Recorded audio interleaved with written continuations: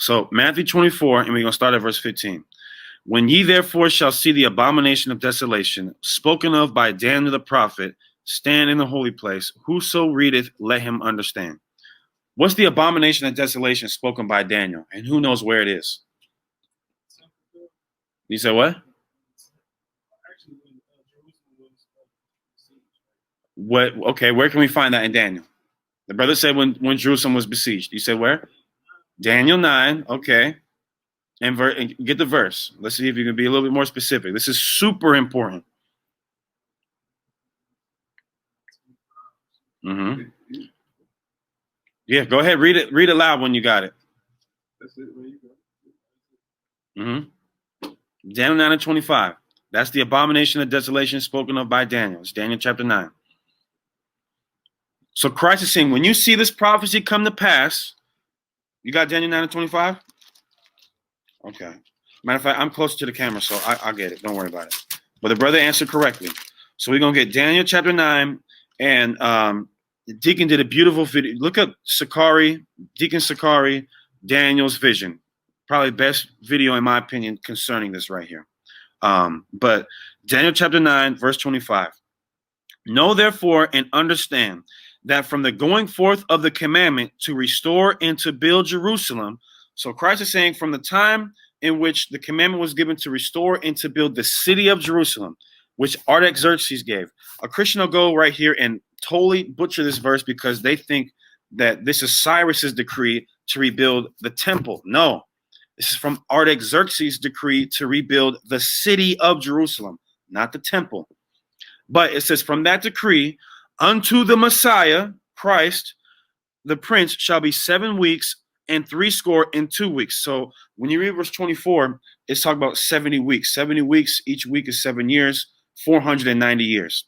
But from Artaxerxes to Christ, about 434 years, I believe. So it's about 62, or 60, what is it? It's a 60, which is 20 and 2 weeks, right? So that's about 7 weeks and 62. So that's 69 weeks, excuse me.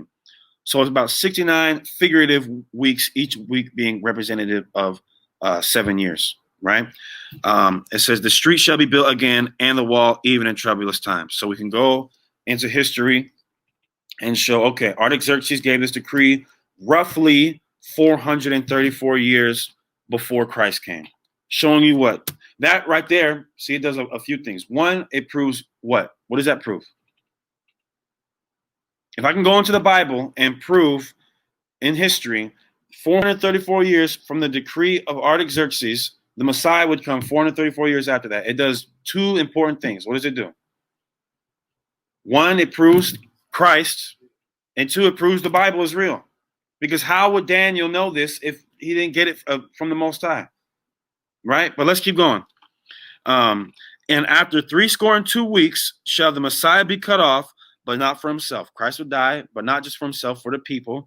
And the people of the prince, Titus Vespasian, that shall come shall destroy the city and the sanctuary, and the end thereof shall be with a flood, and unto the end of the war, desolations are determined. That's the abomination of desolation right there, spoken of by Daniel the prophet. 70 AD is basically what it's talking about. So Christ said, when you see this prophecy come to pass, when you see 70 AD come to pass, let me slow down, make sure. Chat, let me know if I'm going too fast. Let me know if y'all want me to slow down a little bit before I get too ahead of myself. Let me make sure brothers and sisters are following along. McLove 753, Tawada Yahabashin Shabakata.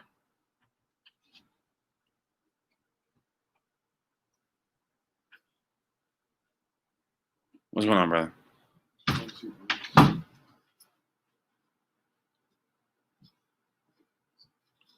Okay, we good. All praises. So when Yahushua said in Matthew 24 and 15, when you see 70 AD, okay, so we got a couple people saying you're going too fast, a couple people saying you're good. I'll just slow down, right?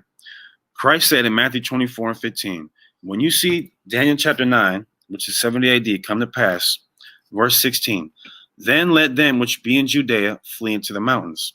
Why? Because they were besieging the city. They're destroying the city. What happened was they actually surrounded the city and stop food from coming in. It was a horrible time, 70 AD.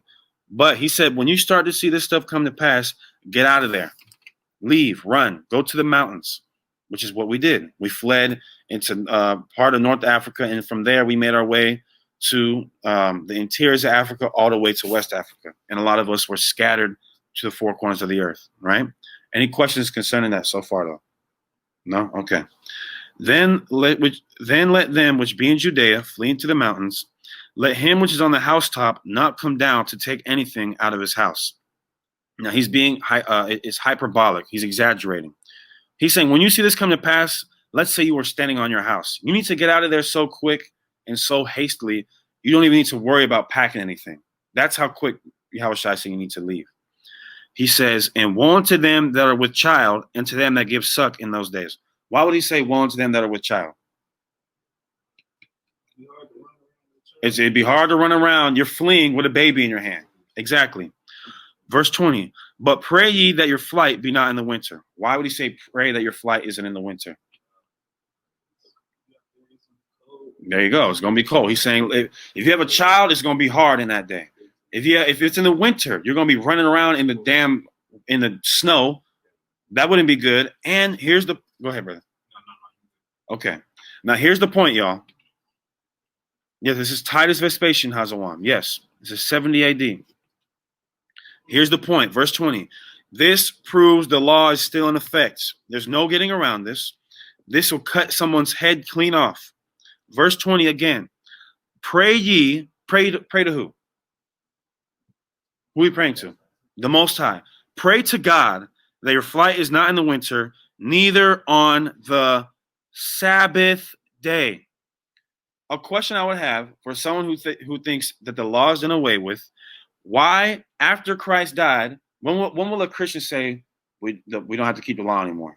Once he died on the cross. Once he died on the cross. They'll say, what do they say? Is finished. It is finished. They'll say, see, when Christ said it is finished and he gave up the ghost, we no longer have to keep the law. Or they'll say, you have some of them, they'll say, when the temple was destroyed, then we don't have to keep the law. Either way, that works against them. Why? This happened after. Because this happened 70 AD is after Christ died, and it's after the temple's destroyed. So he's saying after Christ dies and after the temple is destroyed, you're still praying to God that your flight isn't on the Sabbath. Why would Christ tell you to pray to the Most High that your flight isn't on the Sabbath if you don't have to keep the Sabbath anymore? Can anybody answer that question? I would love for someone to answer that question. Now, I personally went and tried to find a Christian answer to that question. And you know what they'll say?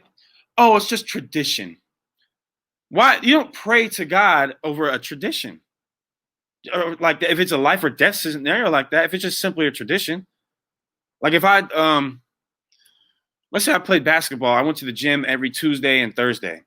And he wouldn't say pray to God that your flight isn't on Tuesday and Thursday because you're playing basketball. I wouldn't care about basketball if if I was in a situation where I had to literally pack up and go.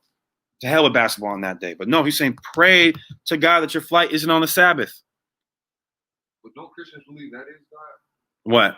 Christ is God. They'll believe Christ is God. So God is telling you to pray to him that you don't have to flee on the Sabbath. Why would he say don't flee on the Sabbath? Who knows? You're not supposed to leave the house on the Sabbath. You're not supposed to work on the Sabbath. What? Right. You don't want to. The Sabbath day is a day for you to what? Rest. But if you have to run and you have to flee from persecution, are you resting? No. A day that was made for you to rest, you want to be able to rest on. But if you're not able to rest on that day, you have to flee. That's not what you want to do. That's why Christ said it. Because the Sabbath is a very important day. What happens if you break the Sabbath in the Bible? Who knows? You're cut off. Someone give me the scripture in Exodus.